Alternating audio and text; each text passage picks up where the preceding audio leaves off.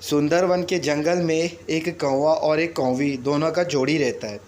दोनों बहुत ही प्यार से और बहुत ही खुशी खुशी रहा करते हैं। दोनों में बहुत ही प्यार और बहुत ही मोहब्बत रहता है। दोनों ने मिल के अपना एक छोटा सा घोंसला बनाया रहता है, जिसमें कौवा और कौवी बड़े ही प्यार से रहते हैं। कुछ ही समय के बाद कौवे को पता चलता है कि उसकी कौवी माँ बनने वाली है। कौवा बहुत ज़्यादा खुश होता है और पूरे जंगल में घूम घूम के बोलता है कि मैं बाप बनने वाला हूँ, मैं बाप बनने वाला हूँ। मेरी कौवी माँ बनने वाली है, माँ बनने वाली है। वो इतना ज़्यादा खुश रहता है कि जंगल में सब लोग को बताता है। तभी कुछ दिनों के बाद आखिर वो दिन आ ही जाता है जिसका कौवे को बेसब्री से इंतज़ार रहता है। और कौवी दो छोटे छोटे प्यारे प्यारे बच्चों को जन्म देती है, जिनका बड़े ही प्यार से वो नाम मोनू और सोनू रखते हैं। इनकी ज़िंदगी खुशियों से भर जाती है। कौवी को तो विश्वास ही नहीं होता है कभी कि उसकी ज़िंदगी में भगवान ने इतनी खुशियाँ और सुख शांति लिखी है। कौवा भी अपनी कौवी को और बच्चों को बहुत प्यार करता है। दिन भर मजदूरी करता है और एक एक रुपये इकट्ठा करता है ताकि उसके बच्चों को अच्छी पढ़ाई करा सके और अच्छा घर दे सके। और बच्चों का जन्मदिन आता है तो कौवा पूरे जंगल में सभी जानवरों को, टूनी चिड़िया को, कबूतर को, खरगोश को, मोर को, सबको न्योता देता है कि आओ, मेरे बच्चे का जन्मदिन है, हम सब मिल के मेरे बच्चों का जन्मदिन मनाएंगे। मोनू और सोनू 1 साल के हो जाते हैं और अब वो कल से स्कूल जाने वाले रहते हैं। इस खुशी में कौवा और ज़्यादा खुश रहता है कि मेरे बच्चे पढ़ने वाले हो गए, लिखने वाले हो गए, आगे चल के वो मेरा नाम रोशन करेंगे। और इसलिए वो इनके जन्मदिन की खुशी में बहुत सारे उपहार लाता है, बहुत सारे खाने के आइटम बनाता है। वो खाने में pizza, burger, tomato sauce, chicken, बहुत सारी चीज़ें मैकडॉनल्ड्स से ऑर्डर करता है। और उसके सारे खाने को लेकर सारे पक्षी बहुत ही खुश रहते हैं। टूनी चूड़िया कहती है, वो इतना लजीज खाना तो मैंने कभी खाया ही नहीं था। मोर खाने को खाकर और कोको कोला पीने के साथ नाचना शुरू कर देता है। जैसा ही खाना ख़त्म होता है, सभी जानवर ढोल बजा के नाचते गाते हैं, बहुत सारा भंगड़ा करते हैं। इन लोगों के बीच में बहुत खुशियाँ रहता है, बहुत खुशियों का ये दिन रहता है, क्योंकि कल से सोनू और मोनू की स्कूल जाने का रहता है। तो सभी जानवर बहुत ही प्यार से खुशियाँ मनाते हैं।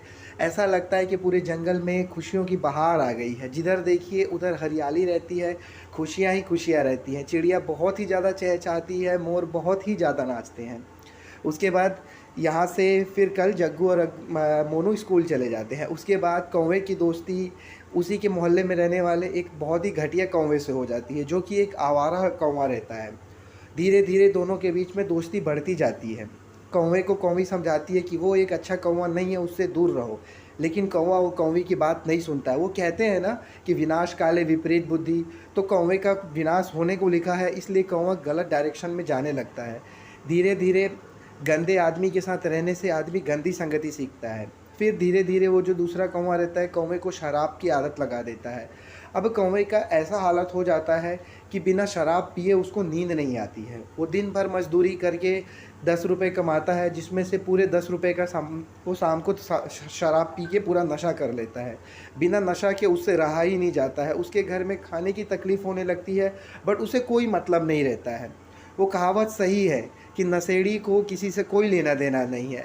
अभी इस हद तक कौवा नशा करने लगता है कि वो नशा करते हुए कहीं भी गिर जाता है, कहीं भी उल्टी करता है, किसी को कुछ भी बोल देता है। जंगल के सारे पक्षी उससे बात करने से भी कतराते हैं कि यह बहुत ही बेकार हो गया है, जो कि एक पहले बहुत ही ज़्यादा सज्जन पुरुष था। कौवी उसको बार बार समझाती है कि ऐसा मत करिए, ऐसा मत करिए, भगवान के लिए आप सुधर जाइए। अगर आप ऐसा करेंगे तो हमारे बच्चों को कौन पढ़ाएगा, कौन दिखाएगा, हमारे छोटे छोटे बच्चे हैं। ये अचानक से आपको क्या हो गया है? हमारी ज़िंदगी कितनी खुशियों से थी, आप ऐसा क्यों कर रहे हैं? ये बात सुनकर कौवे को गुस्सा आता है और कौवा कुल्हाड़ी लेके कौवी को मारने के लिए भागता है। बोलता है, आज मैं तुझे मार दूंगा। कौवी अपना जान बचा के वहाँ से भाग जाती है। अपने दोनों बच्चों को लेकर कौवे को दूर छोड़ के हमेशा हमेशा के लिए अपने मायके चली जाती है।